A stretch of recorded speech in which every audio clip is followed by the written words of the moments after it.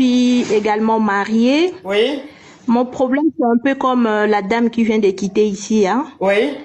Ben, mon mari a tellement fait des choses que ça fait que je commence également à voir ailleurs. Mhm. Mais malheureusement pour moi, je suis tombée sur un homme marié. Mhm. Ben, le problème, c'est quoi? Le problème, c'est que j'aime maintenant l'autre gars là plus que même le père de mes enfants. Coucou mes Mathieu de Love, j'espère que vous allez bien. Quant à moi aujourd'hui, je me porte super bien. Je sais pas pourquoi, mais je suis tellement contente aujourd'hui. Comme toujours, je viens avec une histoire assez piquante. Oui. Si c'est la première fois que tu me découvres, n'oublie pas de liker cette vidéo, de commenter depuis quel pays est-ce que tu regardes cette vidéo. Et surtout, écoute l'histoire jusqu'à la fin pour me donner ton avis. Tout le monde. Écoutons très bien cette histoire. Moi, je suis également mariée. Oui. Mon problème, c'est un peu comme la dame qui vient de quitter ici, hein. Oui. Ben, mon mari a tellement fait des choses que ça fait que je commence également à voir ailleurs. Mhm. Mais malheureusement pour moi, je suis tombée sur un homme marié. Mhm. Ben, le problème, c'est quoi? Le problème, c'est que j'aime maintenant l'autre gars là plus que même le père de mes enfants. Mhm. Vous voyez un peu? Mhm. Maintenant, le gars que j'aime là n'est pas vraiment prêt à avoir une relation sérieuse, quoi. Mhm. Sérieuse, donc. Dès le début déjà, il me parlait d'une relation open. Il voulait pas genre relation sérieuse pour s'appeler, demander tu es où, que fais-tu. Déjà dès le début, il était clair, il avait dit ça. Mais au fur et à mesure, plus le temps passe, parce que ça fait déjà 3 mois, je crois, qu'on est ensemble.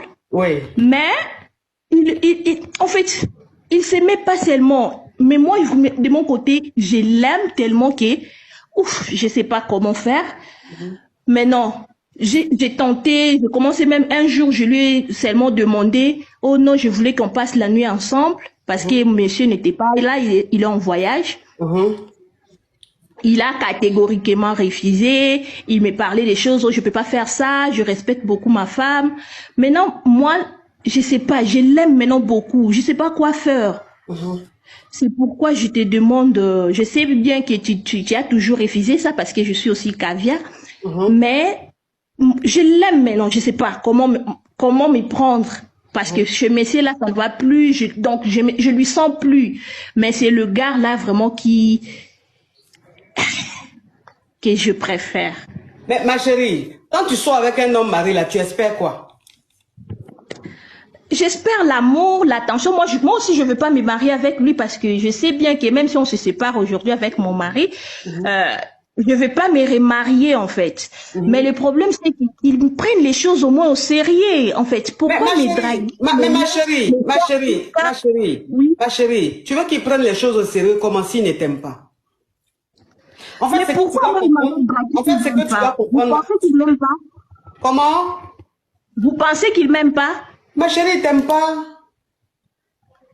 Mais non, il m'a fait croire qu'il m'aimait, même s'il voulait une Ma chérie, j'ai dit que quand un homme vous dit il vous aime dans la bouche là, ne croyez pas, regardez les actes. Il t'a dit dans sa bouche qu'il t'aime, mais regarde comment il se comporte, comment il se désintéresse, comment il n'est même pas prêt pour toi. C'est que quand tu as de la disponibilité, il n'est jamais disponible.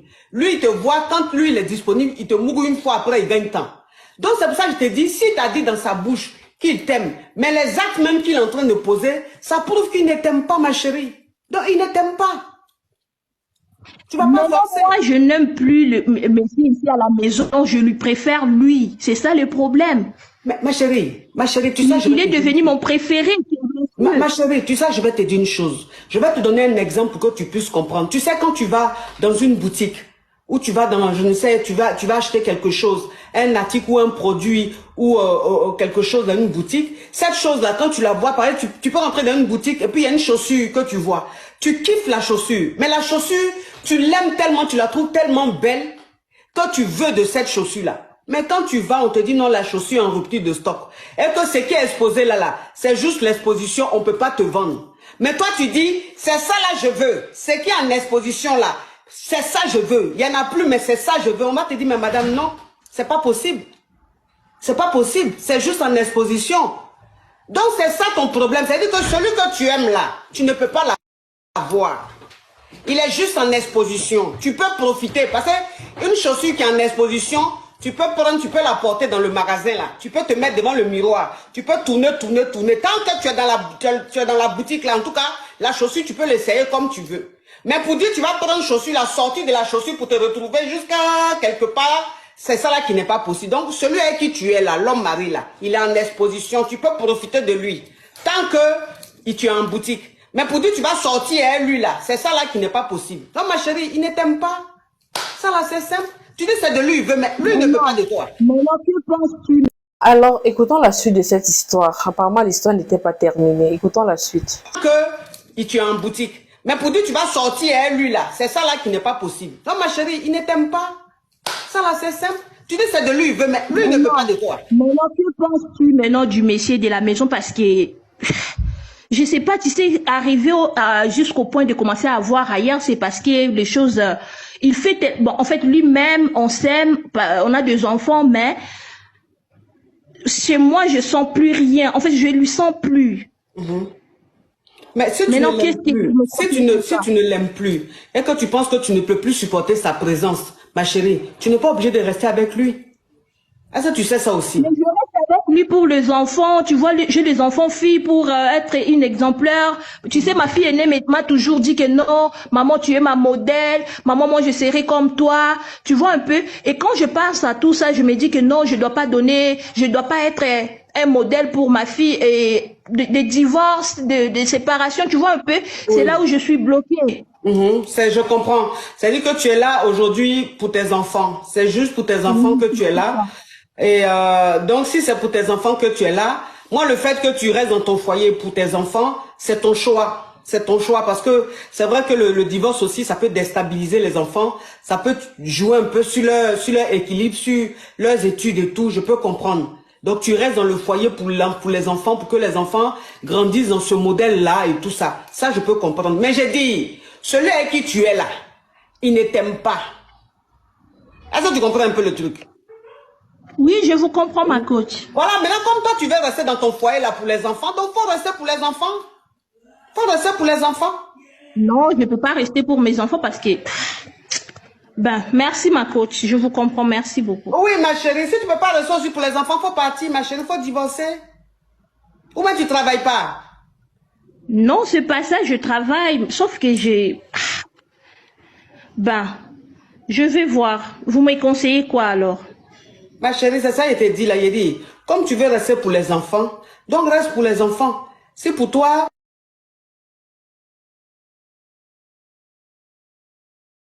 Ouh, si je peux, je ne sais pas où je peux avoir, dans quelle boutique, quelle marque qui fait ça, j'adore. En plus, ma couleur préférée, le vert, j'adore. Mais j'ai dit, ma chérie, moi je te dis, si ton mari, tu ne le supportes pas, oh là là là là, j'adore. Faites la capture de ce chapeau-là, s'il vous plaît. Il faut que je cherche ça. Il faut que je cherche ce chapeau-là. Mais j'ai dit, ma chérie, si tu veux rester dans le foyer, pour faire plaisir aux enfants, faut rester. Sinon, si tu penses que c'est parce que tu es dans le foyer, tu fais plaisir aux enfants, souvent tu es dans le foyer là. Mais les enfants, même quand ils regardent dans tes yeux, ils voient que ton regard est éteint.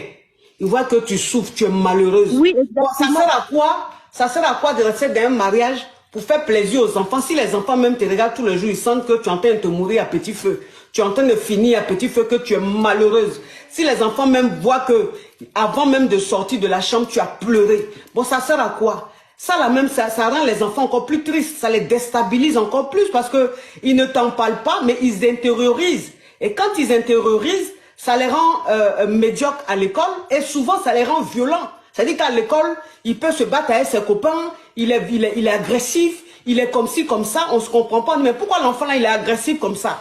Mais c'est parce que l'enfant, comme tu veux rester dans le foyer là pour lui faire plaisir, mais lui, il voit que tu es malheureuse. Il voit que tu souffres, il voit que tu es mal. Donc c'est cette tristesse là, il garde. Et quand il va à l'école, c'est là-bas, il déverse sa colère et sa souffrance. Donc si tu veux rester pour tes enfants, Vraiment, il faut réfléchir parce que si tu restes aussi pour tes enfants, que tes enfants voient que tu es en train de mourir à petit feu, tu es en train aussi de les maltraiter en quelque sorte, ma chérie. Si ton mari t'a trop fait du mal et que tu ne le supportes plus et que tant, si tu penses que tu n'es plus bien, il faut partir. Oui, parce qu'il est là. Parfois même, il dit... Il y a des foyers qui ont divorcé, il y a des femmes qui ont divorcé, elles sont leurs enfants, les enfants sont épanouis. Tu vois? Parfois même, le monsieur dit aux enfants, tu vois votre maman qui est là, ses idées ne sont plus claires, il faut dire à maman de ne pas nous quitter, on doit seulement rester ensemble comme ça. Donc ça me gêne un peu là. Je me dis, mais pourquoi dire ça aux enfants? C'est pas important de dire ça aux enfants. Si entre nous les choses ne vont pas, il faut plutôt chercher à arranger au lieu d'aller dire ça aux enfants pour que je reste là. Il fait genre passer par les enfants pour me faire du chantage en fait. Bah oui, ça prouve une fois de plus que tu as un mari pervers narcissique. C'est-à-dire, c'est un manipulateur. Tu vois, c'est dit qu'aujourd'hui, il voit très bien que tu es malheureuse, il voit très bien que ça va pas. Il utilise maintenant les enfants pour te retenir. Mais ma chérie, en tout cas, moi, je t'ai donné ma réponse.